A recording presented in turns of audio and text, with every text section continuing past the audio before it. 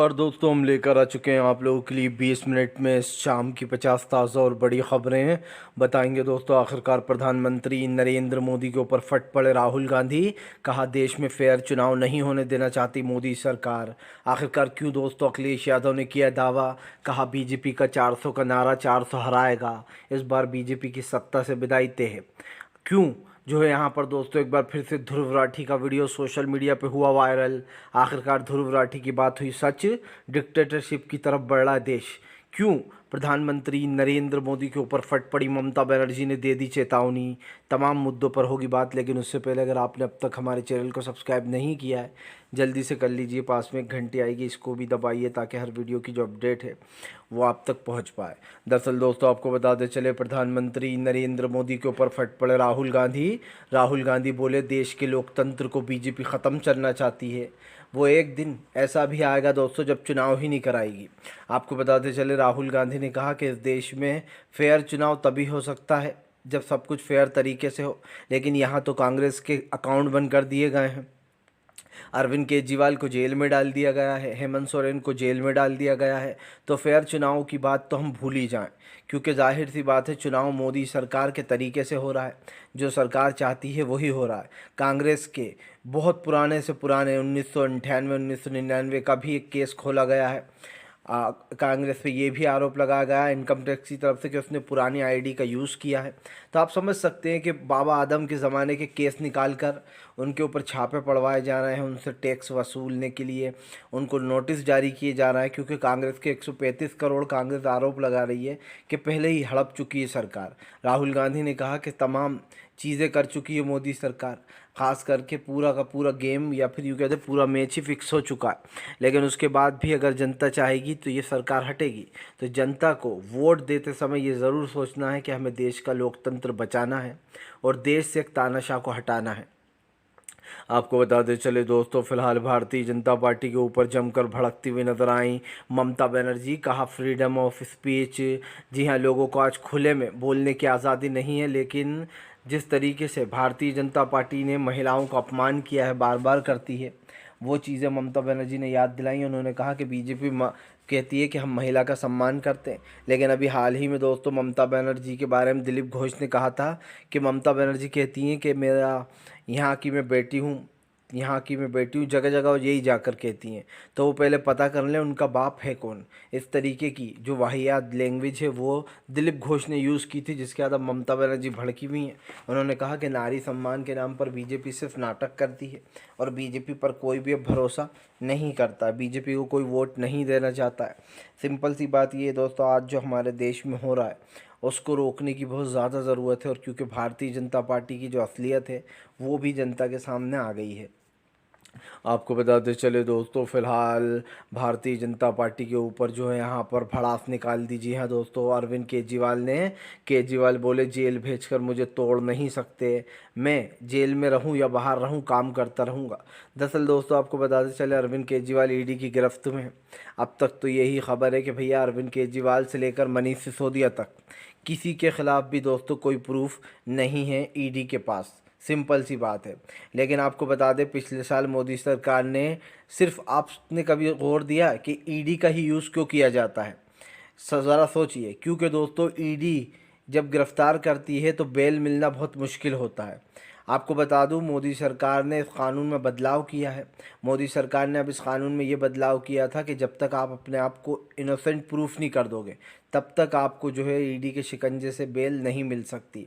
यानी कि बाकी सारी चीज़ों में दोस्तों राइट्स होते हैं कि एक इंसान जो अपने आप को इन प्रूफ कर सकता है कि उसने कोई गलती नहीं की है दोस्तों, इनोसेंट प्रूफ कर सकता है, तो उसको बेल मिल जाती है। लेकिन इस केस में कुछ उल्टा है, ईडी के मामले में बेल नहीं दी जाती है। ये इसका ऐसा है कि जब तक आप अपने आप को इनोसेंट प्रूफ नहीं करोगे, जब तक केस चलता रहेगा तब तक आप जेल से बाहर नहीं आ सकते। तो आप समझ सकते हैं दोस्तों कि फ़िलहाल किस तरीके से इस कानून में बदलाव किए गए हैं ताकि विपक्ष को पूरी तरीके से तोड़ा जाए और उसको इतना लंबा जेलों में रखा जाए कि दोस्तों वो धीरे धीरे कर कर ख़ुद ही ख़त्म हो जाए। और असली मकसद दिल्ली और पंजाब की सरकार को गिराना है, हर इंसान ये कह रहा है। अरविंद केजरीवाल ने साफ कहा है कि सरकार का असली मकसद सिर्फ आम आदमी पार्टी को ख़त्म करना है, क्योंकि उसने बहुत कम समय में दोस्तों 2 जगह सरकार बना ली है।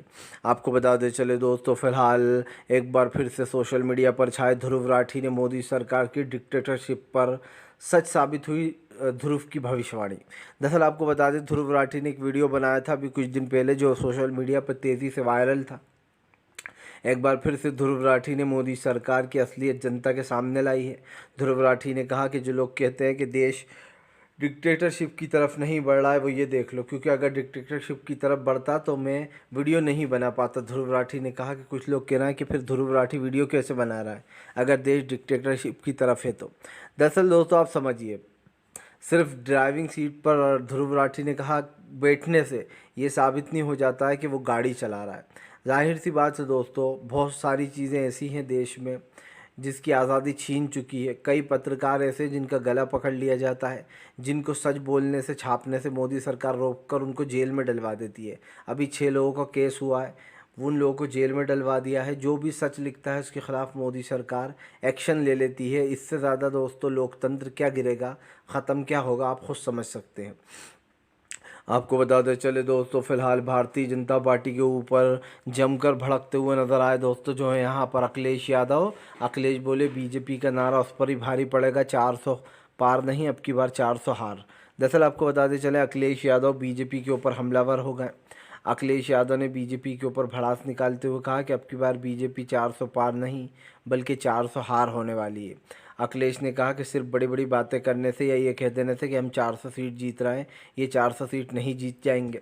अखिलेश ने कहा कि सिर्फ बीजेपी बड़ी बड़ी बातें कर सकती है, लेकिन सच्चाई यही है कि वो सत्ता से बहुत जल्दी बाहर जाने वाली है। अखिलेश ने कहा कि उत्तर प्रदेश के साथ साथ पूरे देश को बीजेपी ने ठगने का काम किया है। अखिलेश यादव की ये बातें दोस्तों कड़वी ज़रूर होंगी, लेकिन अखिलेश यादव की बातों में छल फरेब बिल्कुल नहीं है। और अगर देखा जाए तो अखिलेश यादव गलत भी नहीं बोल रहा है, ये बात बिल्कुल सच है कि कई बार कई चीज़ें ऐसी हुई हैं जिसमें बीजेपी की दोस्तों असलियत बार बार निकल कर सामने आ ही जाती है। और ये आप भी समझते हैं कि मैं क्यों कह रहा हूँ।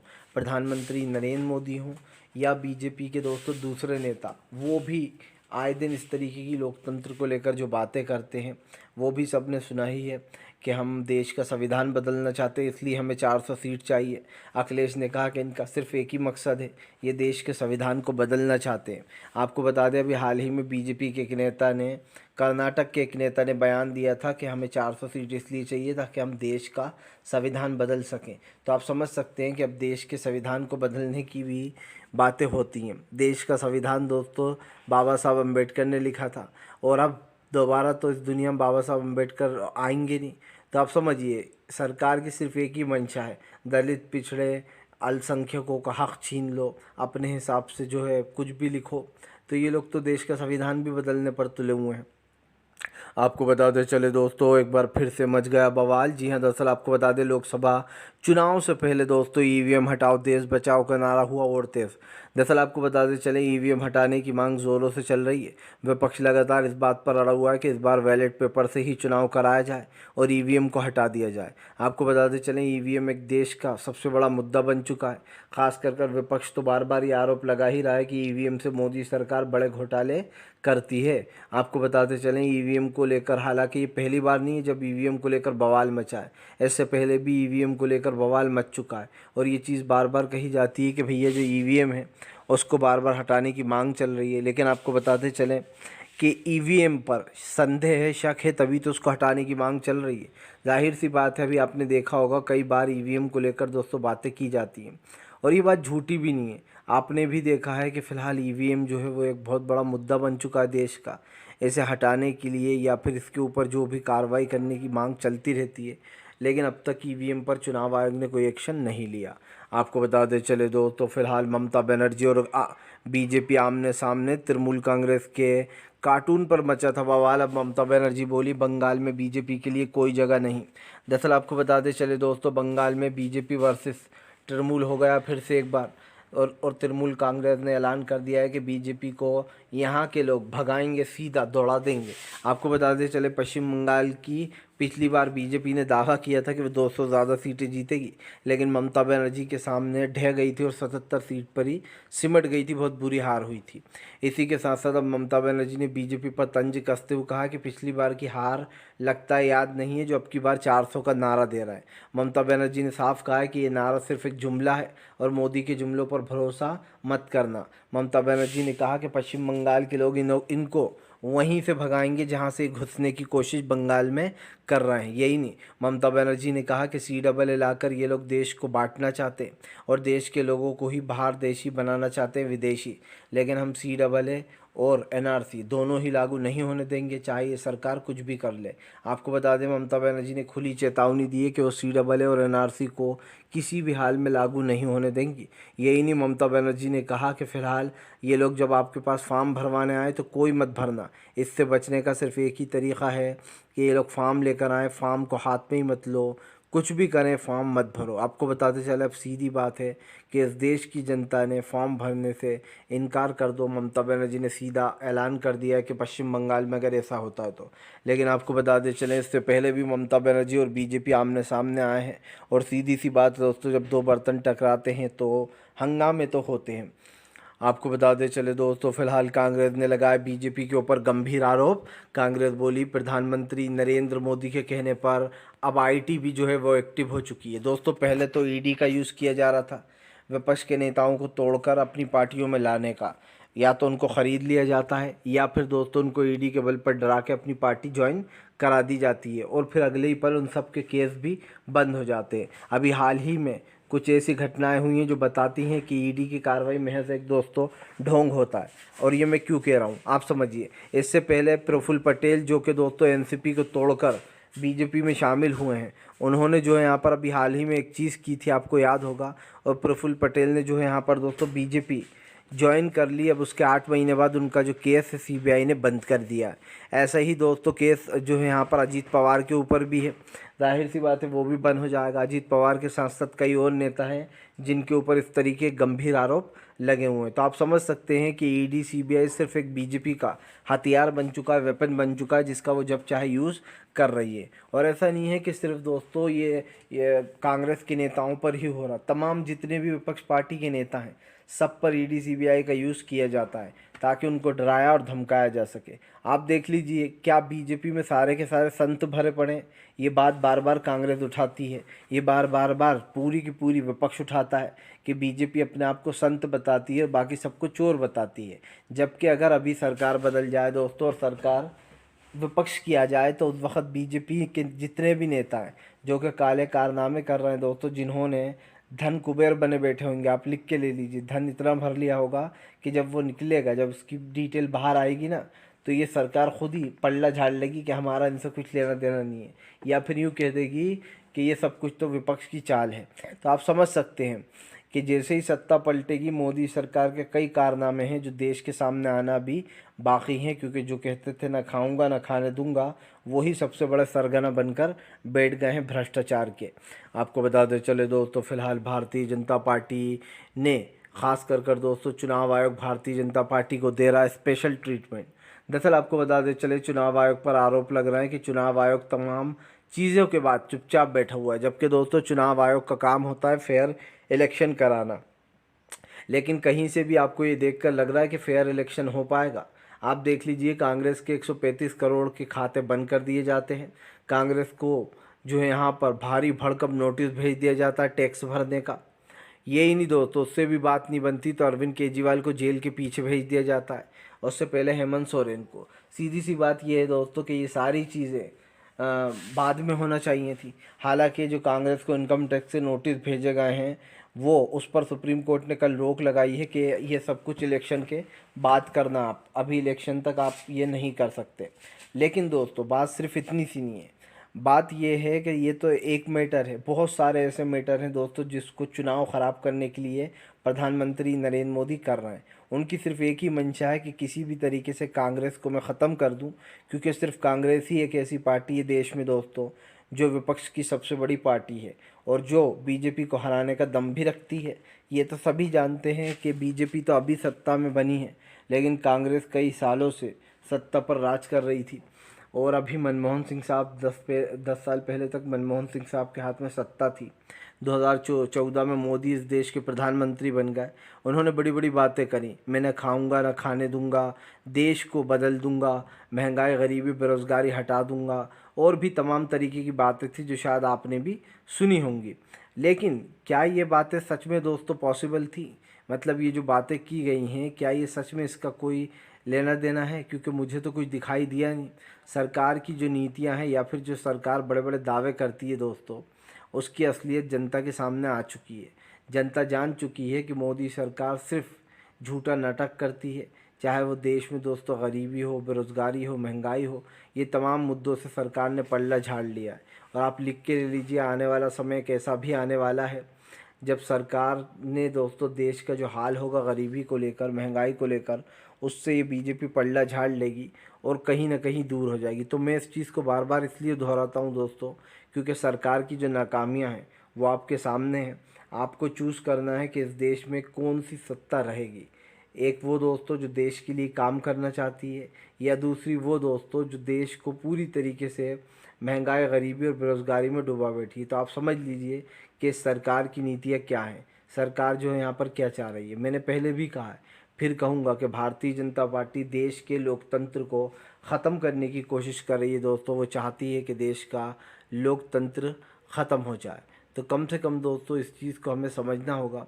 और ऐसे में दोस्तों सरकार की जो नीतियाँ हैं वो भी आपके और हमारे समझ में आ चुकी हैं। आपको बताते चले दोस्तों, भारतीय जनता पार्टी के ऊपर जमकर भड़कते हुए नज़र आए दोस्तों जो है यहाँ पर उद्धव ठाकरे बोले अब की बार भाजपा को तड़ी पार करना है। देश की जनता ने तय कर लिया है कि बीजेपी को तड़ी पार करके रहेंगे। दरअसल दोस्तों तड़ी पार शब्द अमित शाह से बड़ा जुड़ा हुआ है। एक बार अमित शाह को तड़ी पार कर दिया गया था भाई। अब उद्धव ठाकरे ने नारा दे दिया है कि बीजेपी के तड़ी पार होने का समय आ चुका है। दोस्तों अगर देखा जाए तो भारतीय जनता पार्टी देश के लोकतंत्र को समाप्त कर ही रही है, लेकिन देश में जो चीज़ें हो रही हैं उसको भी हमें जो है एनालाइज करना पड़ेगा। क्योंकि आप जानते हैं कि इस वक्त देश की स्थिति क्या है। प्रधानमंत्री जो फेयरनेस की बात करते हैं कि फेयर तरीके से चुनाव हो और देश का लोकतंत्र बचा रहना चाहिए, विपक्ष का होना बहुत ज़रूरी है, ये बड़ी बड़ी बातें करते थे प्रधानमंत्री। लेकिन आज वो पूरी कोशिश कर रहे हैं कि देश का विपक्ष ख़त्म हो जाए। जाहिर सी बात है बीजेपी चाहती है वन नेशन वन पार्टी, यानी कि पूरे देश में एक ही की सरकार हो, सिर्फ बीजेपी की। हर राज्य में, पूरे देश में, मतलब हर राज्य में बीजेपी की सरकार हो, कहीं कोई विपक्षी सरकार बचे ही ना। और इसके पूरे प्रयास किए जाते हैं। टीएमसी की सरकार को गिराने की कोशिश की जाती है, दिल्ली की केजरीवाल की सरकार को गिराने की कोशिश की जाती है, पंजाब की सरकार को गिराने की कोशिश की जाती है। कांग्रेस की तो कई सरकारें ऐसी हैं जो भड़ाभड़ गिरा दी गई, और आगे भी ये कोशिश जारी है। अभी हिमाचल की गिराने वाले थे, अभी मामला रुका हुआ है, लेकिन कब तक रुका ये किसी को नहीं पता है। क्योंकि ये सरकार पूरी कोशिश करेगी दोस्तों कि हिमाचल की सरकार को भी वो गिरा दे। और उसके बाद उसकी नज़र दिल्ली की सरकार पर है, क्योंकि अरविंद केजरीवाल को जेल ही इसलिए भेजा गया है ताकि दिल्ली में बड़ा ऑफर देकर दिल्ली की सरकार को गिरा दिया जाए। लेकिन दोस्तों मेरी बात समझिए, जो लोग सच्ची देशभक्ति करते हैं उनके लिए दोस्तों पैसा कोई मायने नहीं रखता, डर कोई मायने नहीं रखता। वो लोग जेल चले जाते हैं लेकिन बीजेपी से डरते नहीं। कई ऐसे नाम हैं जो मेरे सामने हैं। आपको बता दें चले दोस्तों, आम आदमी पार्टी को बीजेपी ने दिया खुला ऑफर, कल फंस गई बुरी। दरअसल आपको बताते चले आम आदमी पार्टी को 25 करोड़ रुपए का ऑफर दिया गया है। बीजेपी की पंजाब की एमएलए ने आरोप लगाया कि उनको 5 करोड़ रुपए का ऑफर मिला कि वो पार्टी को छोड़कर हमारे पास आ जाएं। आपको बताते चले अब आम आदमी पार्टी को पंजाब में तोड़ने की कोशिश की जा रही है।